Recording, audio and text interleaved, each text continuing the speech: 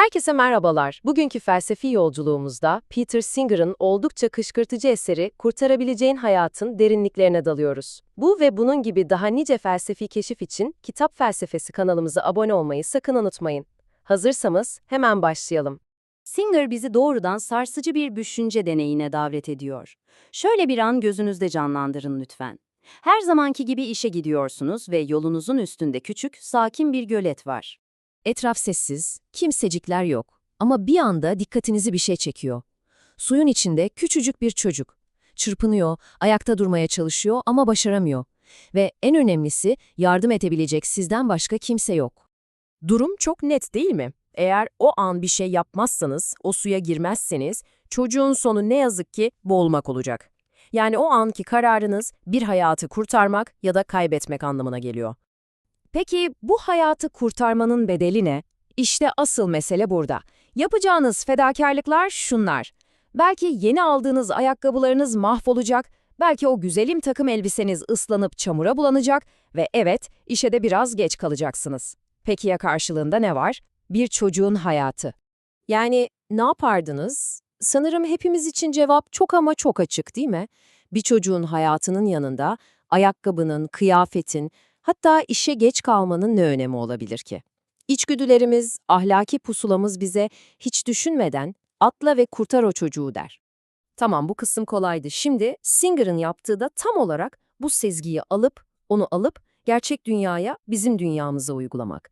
İşte argümanın o en can alıcı, en rahatsız edici kısmı da burada başlıyor. Göletteki o tek çocuğu aklınızda tutun. Şimdi de şu rakama bakın. 27 bin. Bu her gün, evet duyduğunuz gibi her gün yoksulluk yüzünden, yani aslında önlenebilecek sebeplerden dolayı hayatını kaybeden 5 yaş altı çocuk sayısı. Bu neredeyse her birkaç saniyede bir kurtarılabilecek bir hayatın sona ermesi demek. Bu devasa rakamı biraz daha somutlaştıralım, daha insani bir hale getirelim. Kitaptan alınan bu alıntı durumu acı bir şekilde özetliyor aslında. Ganalı bir baba, tedavisi son derece basit olan kızamık yüzünden kaybettiği çocuğu için söylüyor bu sözleri. Sorun hastalık değil, asıl katil yoksulluk.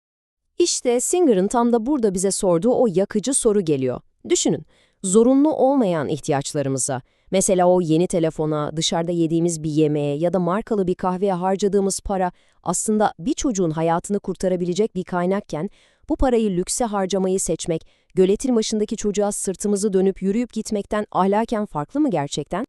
Bu duygusal ve sezgisel temelden sonra, gelin şimdi de Singer'in argümanının arkasındaki o sade, o yalın felsefi mantığa bir göz atalım. Aslında Singer'ın mantığı çok basit adımlardan oluşuyor. Bakın, birincisi, kimse yiyecek, barınak ya da ilaç yokluğundan acı çekmemeli, ölmemeli. Bu kötü bir şey. Sanırım bunda hepimiz anlaştık. İkincisi, eğer biz kendimiz için çok da önemli bir şeyi feda etmeden bu kötü durumu engelleyebiliyorsak, bunu yapmamak yanlıştır. Yani gölet örneğindeki gibi. Üçüncüsü, etkili yardım kuruluşlarına yapacağımız bağışlarla tam da bunu yapabiliriz. İşte sonuçta burada karşımıza çıkıyor biraz da sarsıcı bir şekilde. Eğer bağış yapmıyorsak aslında ahlaken yanlış bir şey yapıyoruz. Peki o çok da önemli bir şeyi feda etmemek ne demek? Bu slide aradaki o devasa uçurumu çok net gösteriyor. Bizim için belki sadece bir kolaylık olan şişelenmiş su, bir başkası için hayati önem taşıyan temiz içme suyu demek. Bizim için bir aksesuar olan lüks bir saat, onlar için kızamık ya da sıtma gibi tedavi edilebilir bir hastalığın ilacı demek. Aradaki fark işte bu kadar büyük. Peki, bu argüman bu kadar mantıklıysa neden çoğumuz bu standarda göre yaşamıyoruz? Bu da çok önemli bir soru. Singer, bizi durduran o psikolojik bariyerlere de ışık tutuyor. Karşımıza çıkan ilk ve en yaygın itirazlardan biri şu: ya benim yapacağım yardım okyanusta bir damla, ne fark eder ki? Bu, insanın kendini çaresiz ve etkisiz hissetmesinden kaynaklanan çok doğal bir tepki. Ama Singer'ın buna cevabı da bir o kadar net ve mantıklı. Yardım edemediğimiz milyonlarca insanın olması, yardım edebileceğimiz o tek bir kişinin hayatını kurtarmanın değerini zerre kadar azaltmaz. Kurtarılan her bir hayat, kendi başına paha biçilmez bir dünya demektir. Bir diğer büyük engel de psikolojide, sorumluluğun dağılması dediğimiz şey. Hani bu kadar insan varken neden ben yapayım ki diye düşünürüz ya, işte o. Göletin başında tek başımızayken sorumluluğun %100'ü bizim omuzlarımızdadır.